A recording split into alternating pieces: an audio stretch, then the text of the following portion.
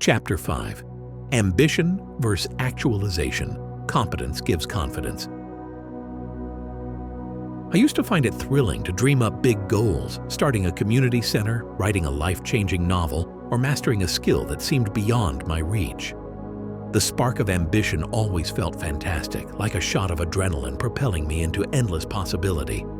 But a few weeks later, when the newness wore off, I'd be left wondering how to keep that momentum alive. Somewhere along the way, I realized a key piece was missing: genuine competence.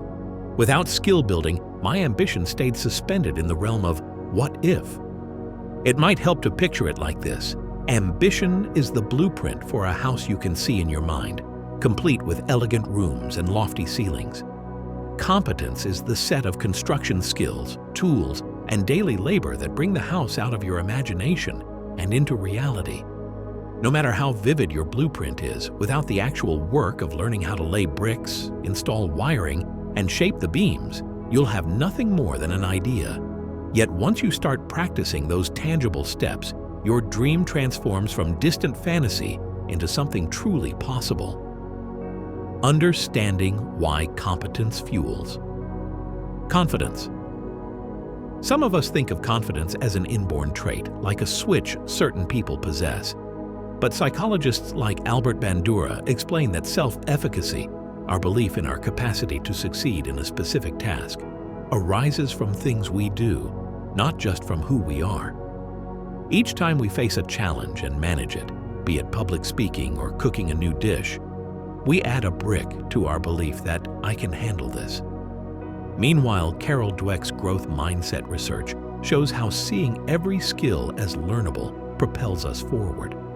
If your mind is set on, I can improve over time, you're more likely to keep practicing through the awkward phases, building competence layer by layer. Reflect on a time you tried something new, maybe a hobby or a small side project. Remember how your confidence blossomed once you actually learned a few fundamentals and overcame small hiccups.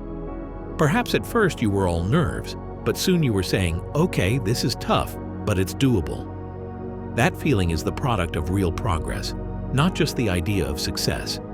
You start seeing evidence that you can figure things out, and that quiet sense of certainty seeps into your posture, your tone, your willingness to tackle the next hurdle.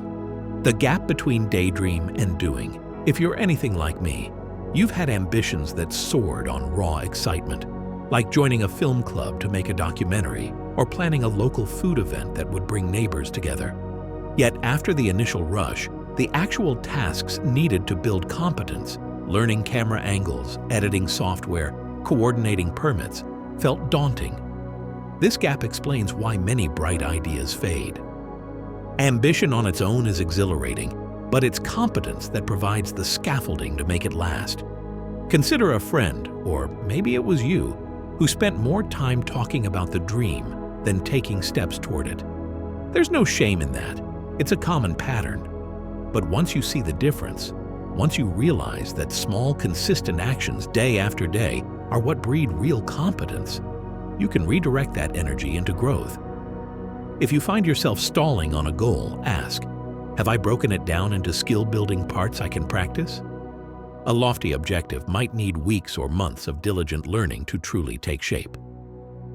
Linking ambition to ethical practice. We often think about ambition in personal terms, my dream, my success, but don't overlook how fairness or ethics fold into the journey. If you cut corners, ignore accountability, or push others aside, you may sabotage your broader impact. True success that stands the test of time usually respects not only your personal need for competence, but also the communal or social context. Think of an aspiring restaurant owner who learns her craft thoroughly. Cooking techniques, hygiene regulations, good labor practices. That thoroughness ensures her ambition doesn't trample employees or customers for the sake of quick profit. Instead, it becomes a service that uplifts her local community. It's also possible that you'll face biases, like if you're a woman entering a male-dominated industry or from a background that isn't well represented in your field. That means building competence while navigating extra hurdles, which can feel unfair. Yet bridging that gap can become part of your ambition. Maybe you aim not only to master the domain, but also to help shift the culture so others behind you won't face the same barriers. Your pursuit of competence might become a beacon for those who share your challenges. Tips for building competence and therefore confidence. Start with manageable bites. Instead of leaping straight into the deep end, break your ambition down into smaller skill goals. If you dream of launching a podcast, begin by mastering audio editing basics or practicing short monologues. Each small victory cements your confidence and clarifies the next step. Create a feedback loop. Solicit honest input from mentors, peers, or supportive friends. Sometimes we overestimate or underestimate our abilities. Constructive feedback helps you pinpoint areas to refine. This approach counters the Dunning-Kruger effect, where you don't know what you don't know, and keeps your self-assessment grounded. Embed practice in routine. Grand efforts are built by daily or weekly habits. Block out time, even 30 minutes a day, to practice or study a relevant skill. Over time, this repeated action has a compounding effect, transforming your ambition from intangible to part of your daily identity. Celebrate incremental wins. Competence can feel slow to emerge. Marking small milestones, a successfully delivered presentation, a well-executed design, a recipe perfected, gives you proof of progress. This isn't just about morale boosting, it's also a record that your skill set is growing, fueling deeper confidence. Adapt a growth mindset.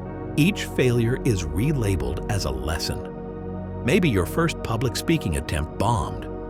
Instead of concluding you're no good, dissect what went wrong. Did you skip certain prep steps? Did you panic and forget your outline? Knowing the cause helps you adjust, so next time is stronger. Over many iterations, confidence grows from these very adjustments. Real examples where competence shaped confidence. Think of an acquaintance who seemed shy but eventually led large group workshops.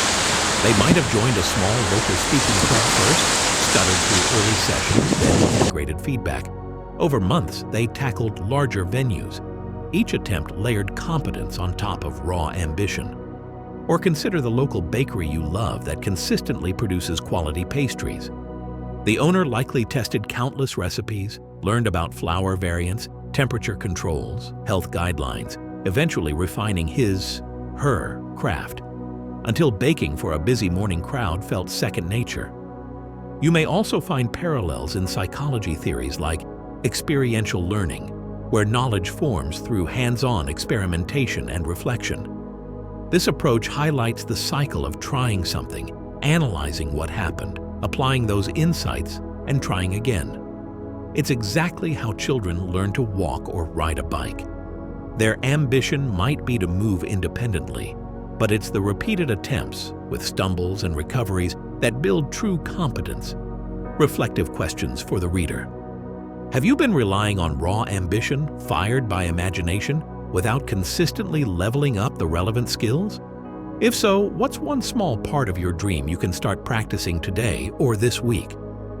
Are you actively seeking feedback, or are you too afraid it might highlight your flaws? What would happen if you welcomed critique as a map to your next improvement? How might your ambition support or hinder those around you? Are there ways to incorporate fairness, equity, or service to others in how you pursue your goals? Constructing a personal action plan. Maybe you've identified a big ambition, becoming a sought-after designer, launching a nonprofit, or writing a compelling novel. Try crafting an action plan that addresses both the skill and the ethical or communal dimension of your dream. Skill. Roadmap. List the top 5 abilities you need, like design software, marketing basics, or networking. Commit to focusing on one per month. Track your hours or tasks completed weekly so you see real numbers behind your effort. Support network. Find or form a small group where you exchange progress updates. Hearing from others can keep you from stalling. If possible, include someone with more experience, like a mentor, who can warn you about common pitfalls. Fairness. Check. Ask yourself, as I chase this goal, am I upholding respect for coworkers, employees, or community members? If you see a risk of overshadowing or shortchanging others, how will you adjust? Could you incorporate mentorship or volunteering in your routine to give back as you climb? Incremental challenges. Push your boundaries bit by bit. If you're learning to code, move from easy exercises to building a real mini project. If you're practicing public speaking, graduate from talking to your mirror to joining an open mic. Each step cements competence in real-world conditions. Reflect and recalibrate. Every few weeks, review what's working and what's not.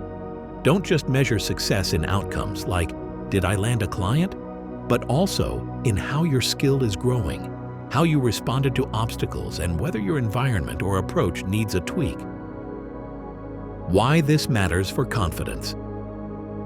As your skill expands, so does the sense that I can handle this. It's a far cry from the shaky pep talks we give ourselves when we haven't actually practiced. Real confidence forms when you see evidence of your ability in the face of challenges. You no longer have to fake it. You are becoming skilled. People around you sense that quiet assurance the same way you sense it in someone who knows their craft inside and out. Concluding thoughts. Competence isn't glamorous in the short run. It's built through routine, mistakes, occasional doubts, and repeated corrections. But it's precisely this unexciting grind that transforms lofty ambition into actual success. When you look at people who stand tall in their field, be it a teacher, entrepreneur, artist, or community activist, they usually have put in countless invisible hours honing their craft and understanding their domain. Their confidence glows not from entitlement, but from the bedrock of practice and learning. You might ask yourself, am I truly willing to endure the everyday labor of learning? Or do I just like the idea of the end result? If it's the latter, that's okay. Maybe it's time to adjust your ambition or find one that really ignites you enough to do the work. If it's the former, then set down a plan, chunk by chunk, skill by skill, and hold yourself accountable, even if it's 15 minutes a day, until you witness a real shift in your capability. That shift is the birth of unshakable confidence. Reflection, summary, and final question for action. Reflection. Which of your dreams are you most passionate about, and how can you break it into smaller learning goals? How will you gather genuine feedback and measure your progress? Summary. Ambition drives you out of your comfort zone, but competence is the engine that keeps you moving once the thrill fades. By practicing a growth mindset, setting ethical boundaries, and steadily improving your craft, you anchor your ambitions in solid ground. This synergy between vision and skill fosters authentic confidence that can withstand obstacles and self-doubt. Final question for action. What is one significant skill directly related to your biggest ambition that you will commit to practicing consistently for the next month? Write down the exact steps, daily or weekly, you'll take, and who or what will hold you accountable for following through. Then begin tomorrow.